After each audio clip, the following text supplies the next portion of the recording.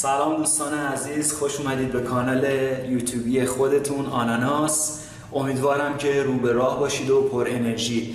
امروز میخوام در مورد رینگ و پیستون و سیلند صحبت کنم و میزان لقی های رینگ روی پیستون و داخل سیلند.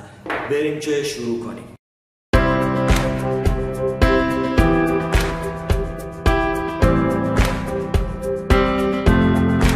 خب توی موتورسیکلت این میزان لقی ها یا فاصله ها یا خلاصی ها هستن که کیفیت کار موتورسیکلت رو تعیین میکنن، مخصوصا زمانی که بحث سر رینگ و پیستون و سیلند باشه که از اهمیت ویژه‌ای برخوردارن. میخوایم بدونیم که رینگ و پیستونمون سالم هست یا سالم نیست، و یا اینکه به فرض اگر سیلندمون رفته تراشکاری، میخوایم بدونیم که تراشکاری کار خودش رو درست انجام داده یا نه.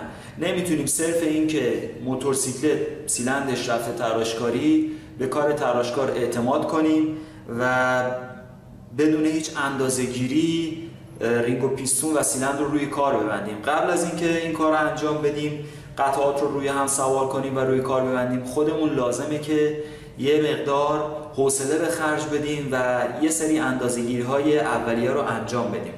لقی های رینگ روی پیستون و داخل سیلند خیلی مهم هست. زمانی که میخوایم قبل از اینکه رینگ رو روی پیستون سوار کنیم، باید یک لقی جانبی رینگ روی پیستون رو اندازه گیری بکنیم که ببینیم این رینگ روی شیار خودش که روی پیستون هست چه مقدار لقی داره، چه مقدار بازی داره. و موضوع دیگه این که زمانی که رینگ داخل سیلند قرار میگیره، میخوایم بدونیم که این فاصله چقدر هست. زمانی که رینگ بسته میشه، اون فاصله دهانه رینگ چقدر باقی میمونه. و نکته آخر این که ضخامت رینگ چقدر هست. خب میخوایم بدونیم که رینگ روی شیار خودش که روی پیستون هست چه میزان لقی جانبی داره، چه میزان روی شیار خودش که روی پیستون هست بازی میکنه. برای اینکه این میزان لقی رو اندازه گیری کنیم، از فیلر استفاده میکنیم. از کمترین فیلر استفاده میکنم، فیلر 500. فیلر رو بین رینگ و جایی که شیارش هست قرار میدم. این میزان بین 300 تا 500 میلیمتر هست. الان ببینید 500 میره، ولی 10 نباید بره. ببینید من الان فیلر 10 رو استفاده میکنم، به سختی میخواد بره، یعنی نمیره. حد اکثر میزان خلاصی جانبی رینگ روی شیار پیستون 10 هست. اگه از این بیشتر بود، پیستون باید تعویض بشه، رینگ و پیستون باید تعویض بشه. این برای رینگ بالا بود. برای رینگ پایینم همین جور. ببینید 500 میره، من حالا 10 میزنم، 10 نمیره. اگر بیشتر از 10 رفت، رینگ و پیستون باید تعویض بشه. پس این میزان لقی یا حرکت جانبی رینگ روی پیستون بود. نکته دوم که باید اندازه گیری کنیم قبل از اینکه رینگ و پیستون رو روی سیلند ببندیم، باید رینگ ها رو قبل از اینکه روی پیستون سوار کنیم داخل سیلند قرار بدیم. حالا چون این از قبل انجام شده، رینگ ها روی پیستون بود، من باز میکنم رینگ ها رو.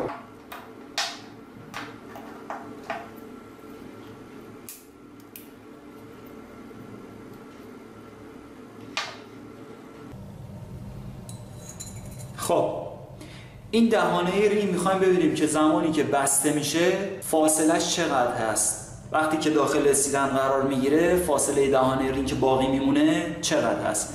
برای این کار رینگو داخل سیلند بدون پیستون جا میزنم. فقط مراقب باشید که رینگ نشکنه.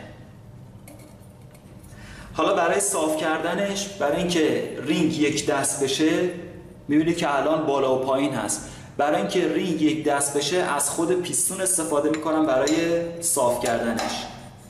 پیستون رو داخلش قرار میدم، داخل سیلند رینگ رو برای ما میزون میکنه. نگاه کنید الان این فاصله دهانه رینگ هست، میخوام اینو اندازه گیری کنم. خب رینگ که قبلا هم گفتم رینگ به صورت یک حلقه کاملا بسته نیست. وقتی داخل سیلن قرار میگیره یه مقدار از دهانه رینگ باز میمونه که به اون میگن دهانه رینگ.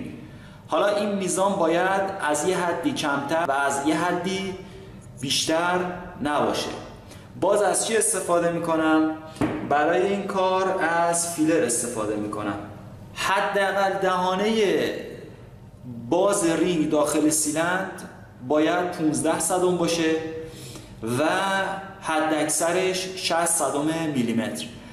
اگه از 15 صدم کمتر باشه ممکن هست که باعث شکستگی رینگ بشه، چرا که زمانی که موتور گرم میکنه و انبساط به وجود میاد دهانه رینگ جمعتر میشه در اثر اون انبساط و باعث میشه که رینگ خورد بکنه. حالا اگه از 60 صدم بیشتر باشه، از 60 صدم میلیمتر، باعث میشه که روغن از پایین سیلندر به راحتی نفوذ پیدا بکنه و باعث روغن سوزی بشه. حالا فاصله استانداردش بین 15 صدم تا 30 صدم هست. این فاصله بهترین فاصله. این الان فیلر 25 صدم هست، 25 صدم داخلش میره.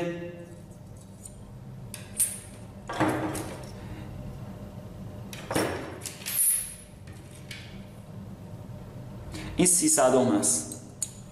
الان 30 صدم به سختی میره، یعنی بین همون 20 تا 25 هست. پس این فاصله خوبی هست. اگر تا 60 صدم رفت میشه ازش استفاده کرد، ولی ممکنه که زیاد چنگی به دل نزنه. به اصطلاح بهتره که اون سیلندر بره تراشکاری، یا اگه از 60 صدم فیلر بیشتر رفت و تازه از تراشکاری سیلندر اومده بود، تراشکار کار خودشو به خوبی انجام نداده، سیلندر رو اصطلاحاً گشاد گرفته. اگه از 15 صدم کمتر بود، مثلا 10 صدم 5 صدم بود، تراشکار سیلندر رو تنگ تراشیده اصطلاحاً و میشه استفاده کرد، ولی خیلی با مدارا و اصطلاحاً دست به عصا، چون ممکنه که اون موتور سوار اون روزای اول که رینگ نو هست ملاحظه نکرده باشه و به موتور گاز بده و باز رینگ خورد بکنه، باعث رینگ خورد کردن میشه و دوباره مجبوری موتور رو باز کنیم. پس حداقل 15 صدم و حد اکثر 60 صدم، ولی بهترین فاصله بین 15 صدم تا 30 صدم میلیمتر هست. این دومین نکته بود. پس اولی شد لقه جانبی رینگ روی شیار پیستون، دومی اندازه‌گیری دهانه رینگ داخل سیلندر بود و سومین نکته ضخامت رینگ هست. میخوایم بدونیم که رینگ چقدر ضخامت داره. برای اندازه‌گیری ضخامت رینگ باید از ابزار دقیق استفاده کنیم، یا میکرومتر یا کولیس، که اینجا من از میکرومتر استفاده میکنم. خب برای اندازه‌گیری ضخامت رینگ رو بین دو فک ثابت و متحرک کولیس قرار میدم. این فاصله برای رینگ اول، یعنی ضخامت رینگ اول، استانداردش 1.15 تا 1.20 صدم میلیمتر هست، یعنی 1 میلیمتر و 20 صدم میلیمتر. الان اینجا دقت کنید، میزان عددی که نشون میده 1.17 هست. این ضخامت رینگ اول. حداقل ضخامت رینگ اول باید 1.8 صدم میلیمتر باشه. اگه کمتر از این باشه اون رینگ به درد نمیخوره، رینگ ساییده شده و باید از رینگ نو استفاده کنیم. رینگ دوم هم به همین صورت. خب توی ویدیو قبل گفتم که ضخامت رینگ دوم بیشتر از رینگ اول هست، پس باید ضخامت رینگ دوم بیشتر از رینگ اول باشه. معمولا این ضخامت 5 صدم از رینگ اول بیشتر هست. باز رینگ رو بین دو فک میکرومتر قرار دادم. عددی که اینجا نشون میده 1.20 صدم میلیمتر هست. 5 صدم تقریبا از اون رینگ اول، یعنی رینگ کمپرسی، بیشتر است. رینگ روغنی کمپرسی 5 صدم از رینگ بالایی، رینگ کمپرسی بیشتره. پس اگه ضخامت کمتر از این عدد بود، 1/8 باید رینگ ها تعویض بشن. حالا ممکنه شما از یه رینگی استفاده کنید که ضخامتش بیشتر باشه، مورد نداره، شما حداقل رو در نظر بگیرید، ولی رینگ های امروزی رو نازکتر میگیرن نسبت به رینگ های قدیمی. شما اگه یه رینگ قدیمی استفاده کردید با این عددی که من گفتم همخونی نداشت، به اشتباه نیفتید، رینگ های جدید رو نازکتر میگیرن. ممکنه رینگ های قدیم این عدد میزان ضخامتش تا 1/50 یعنی 1.5 میلیمتر هم بره، ولی رینگ های جدید رو ضخامتش رو کمتر میگیرن به دلیل اینکه گرمای کمتری رو داخل خودش جذب کنه و خراش کمتری به جداره سیلندر بندازه.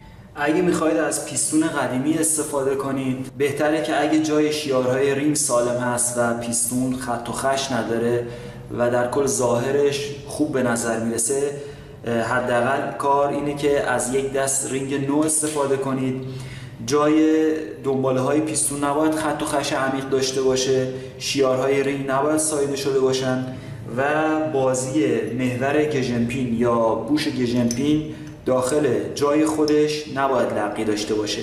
اگه لقی داشته باشه باعث سر و صدای اضافی میکنه. این میزان لقی رو خودتون میتونید با دست زیر دستتون احساس کنید و اندازه بگیرید، ولی بهترین اندازه گیری اینه که ابزار دقیق داشته باشید. این نکته رو بگم که وقتی سیلندر میره تراش، قطر داخلی سیلندر افزایش پیدا میکنه، بزرگتر میشه، دیگه نمیشه از اون رینگ و پیستون سابق استفاده کرد، باید از رینگ و پیستون بزرگتر یا اصطلاحاً اوورسایز، سایز بزرگتر استفاده کرد. شماره های پیستون 25 میلیمتر افزایش پیدا میکنه. وقتی که پیستون استاندارد یا اصطلاحاً صفر باشه، هیچ شماره‌ای روی کف پیستون نوشته نمیشه، یا اگر بخوان توضیح بدن که این پیستون صفر هست یا استاندارد، کلمه حروف STD روش مشخص میشه که معناش استاندارد هست، یا عدد صفر روی کف پیستون حک میشه. ولی اگه پیستون تعمیری باشه، سایز پیستون روی کف پیستون گفته میشه، حک میشه. مثلا اگر پیستون 25 میلیمتر باشه، روی کف پیستون 25 میلیمتر نوشته میشه. 50 باشه 50، 75 70 و 100 که سایز آخر است 100 حک میشه. شما همراهان عزیز میتونید کانال رو سابسکرایب کنید و برای با خبر شدن از ویدیوهای جدید حتما علامت زنگوله رو بزنید. اگر از ویدیوها خوشتون اومد اونا رو لایک و کانال ما رو به دیگران معرفی کنید. برای ما کامنت بفرستید و از اینکه با ما هستید و کانال رو دنبال میکنید خیلی سپاسگزارم.